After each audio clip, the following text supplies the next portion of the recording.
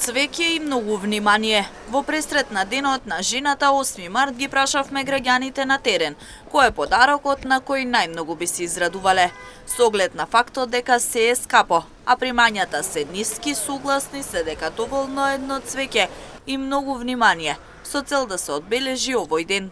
Подарок најчесто се добива од членови од потесното семејство, а така се и купува. Најчесто цвеќе, нели? И тоа е најубаво за жена.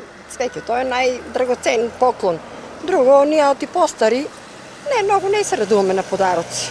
А и децата сега, без парица, и така да нема потреба да се трошат деца. Едно цвеќенце, 3 карампинчиња или едночко доволно е за бабата, ама вниманието е најмногу важно, нели?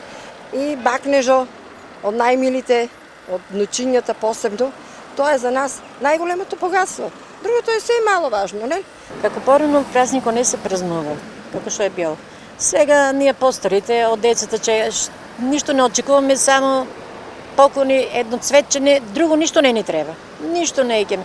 Зашто сега е скапо за ни, гледаме што имаме повеќе, на ни да дадеме. А они за нас доволно еден цвет, само како едно внимание да не обрнат. Цвеќе, најобично. Цвеќиња деца? Овај период се бара кромет, лук, јаболки си земат човеците, банани, оние мандарини, тоа е. А за 8 март се продолжува ли традицијата да се купува подароци? Да, јас купи едно такво тенџеренце на...